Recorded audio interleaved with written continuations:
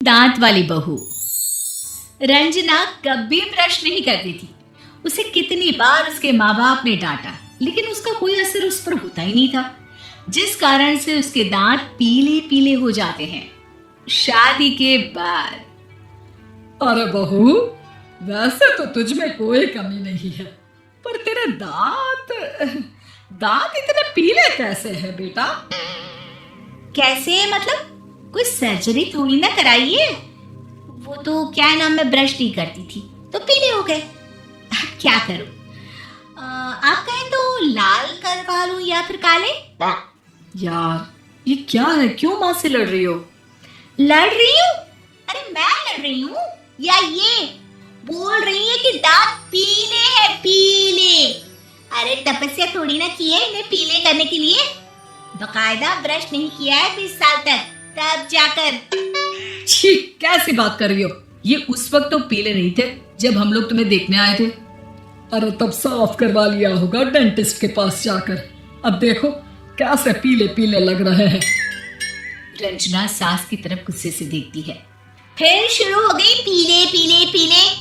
अरे पीले तो तब भी थे जब मेरे हाथ का रसगुल्ला उड़ा उड़ा कर खा रही थी और बोल रही थी, लड़की नहीं गुणों का खजाना दे रहे भाई साहब। खैर, अब वो लोग करते भी तो क्या करते, पीले दांत वाली बहू पल्ले पड़ी थी तो झेलना तो था ही। एक दिन कीर्तन में रंजना गाना गा रही थी। अरे कमला बहन, माँ का द्वार है, यहाँ तो सब शुद्ध होकर आते हैं, फिर अपनी बहू को ब्रश भी नहीं करवाती तुम। दूर से पीले पीले दांत भक्ति में बाधा उत्पन्न कर रहे हैं। और कोई 2 साल के बच्चे थोड़ी ना लेकर आई हूं मैं बहू बनाकर। अच्छी खासी लड़की है, अरे कैसे करवाऊं ब्रश? ये तो उसे खुद करना चाहिए ना। अब माँ बाप तो इसके जैसे तैसे निपटा दिए, ये नहीं सोचा कि सास कैसे संभालेगी।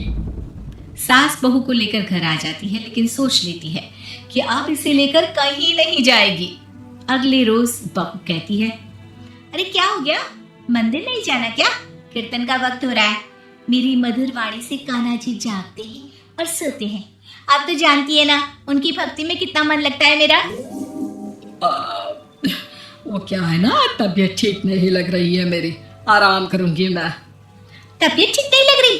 अभी तो मिथुन के गाने पर नाच रही थी आप, और अब बोल रही है कि तबीयत ठीक नहीं लग रही। अरे भक्ति में मन लगा लो सासू माँ, ऊपर जाना है, क्या मुंह दिखाओगी आप? हाँ? सास को बहू की बात पर गुस्सा आ जाता है। मैं क्या मुंह दिखाऊंगी, इसकी चिंता तो ना कर, समझी? अपने मुंह की चिंता कर, जो ये पीले पीले दांत लेकर हर जगह पहुंच जाती है। पता है लोग कितना मजाक बनाते हैं। ना जी ना, मैं नहीं जाना कहीं तेरे साथ। तो ये बात है। कोई ना, मत जाओ, मैं अपने कमरे में ही बैठकर भक्ति कर लूंगी। ऊपर वाला दांत थोड़ी ना देखता है, मन देखता है, भावना देखता है। और अरे बस बस, तू सब कुछ दिखा, बस ये सफेद चमकदार दांत ना दिखाना किसी को, है? जा यहाँ से। बहू को सास की बात का कोई फर्क नहीं पड़ता। वो तो जैसी थी वैसी ही रह जाती है। सुबह नहाकर किचन में खाना बनाना, फिर खाना खाना, कीर्तन भजन करना और सो जाना।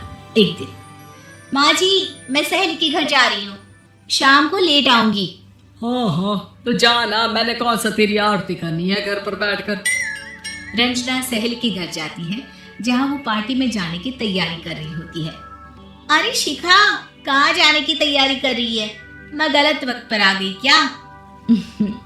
अरे नहीं यार, उल्टा सही वक्त पर आई है। मैंने ये साड़ी और ज्वेलरी निकाली है यार, शाम को इनके ऑफिस की एक पार्टी में जाना है। बताना कैसा लग रहा है ये सब? नहीं यार, इस ड्रेस के साथ तो वो वाली ज्वेलरी अच्छी लगेगी। हाँ हाँ, सही बोल रही है, मैंने ध्यान ही नहीं दिया। वैसे तो हमेशा से मस्त फैशन सेंस रखती है आप।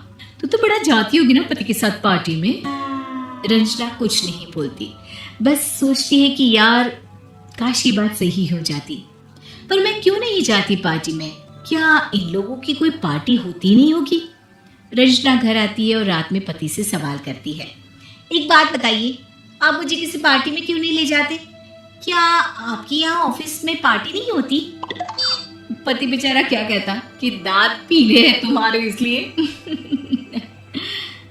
अरे कोई पार्टी होती नहीं हम लोगों के ऑफिस में, तो कहाँ से लेकर जाऊं? और मार्केट, मॉल, कहीं वीकेंड घूमना, कहीं तो। अरे यार, सारे हफ्ते में एक छुट्टी मिलती है, तो सोचता हूँ कि आराम ही कर लूं। क्यों? रंजना मन मार के रह जाती है। पहले कभी सास के साथ मंदिर जाया करती थी, लेकिन वो भी सास ने ले जाना बंद कर दिया। घर बैठी बैठी रंजना बोर हो जाती है। तभी उसे आइडिया आता है और वो मायके जाने का सोचती है। सासू माँ, 2 दिनों के लिए मम्मी के घर जा रही हूँ। अच्छा ठीक है, आराम से जा। और हाँ, माँ से कुछ अच्छी आदत सीख कर आना कि कैसे शरीर के हर बात की तरह दांतों की सफाई भी जरूरी होती है, समझी? शुरू हो गई ना आप? वो लोग आपकी तरह नहीं है कि छोटी छोटी बात का बतंगड़ बना दे। उन लोगों के लिए मैं मायने रखती हूँ, ना कि मेरे पीले पीले दांत। रंजना माँ को बिना बताए उन लोगों को सरप्राइज देती है, लेकिन जैसे ही वो दरवाजे पर पहुंचती है, अंदर देखती है कि घर वाले कहीं जा रहे होते हैं। अब माँ, काश रंजना दीदी के दांतों वाली प्रॉब्लम नहीं होती, तो वो भी हम लोगों के साथ चलती ना बुआ जी की बेटी की शादी में। हाँ बेटा, लेकिन अब उसे कौन समझाए कि उसको उसके पीले दांत नहीं दिखते, लेकिन उसके आसपास के लोगों को कितना एम्बैरेसिंग फील कराते हैं। मुझे तो कितनी बार उसके स्कूल की टीचर ने शिकायत की कि उसके साथ कोई लड़की बैठना भी नहीं चाहती, और ना ही कॉलेज में कोई उससे बात करना चाहता था। लेकिन पता नहीं क्यों उसे ये बात समझ में ही नहीं आती। कोई कमी नहीं है उस लड़की में, बस यही कि दांत पीले हैं। वो तो भला हो जीजा जी और उनकी माँ का, जो दीदी को जैसी है वैसे ही रखा हुआ है। रंजना को अपने घर वालों की बात सुनकर बहुत दुख होता है। वो सोचती है कि वो क्या करे, लेकिन फिर वो सीधा डेंटिस्ट के पास जाती है, अपने दांत चमकाती है और कसम खाती है कि वो रोज ब्रश करेगी। अरे क्या हो गया? तुम तो 2 दिनों के लिए गई थी ना। पर कोई ना, अच्छा है, चलो आ गई तो। रंजना सास के सामने आकर खड़ी हो जाती है और पूरी स्माइल करती है, उसके चमकदार दांतों को दिखाती हुई। हैं? चले मंदिर? माँ, मुझे माफ कर दीजिए, मैंने आप लोगों को बहुत एम्बैरेसिंग फील करवाया। मैं आज से रोज ब्रश करूंगी।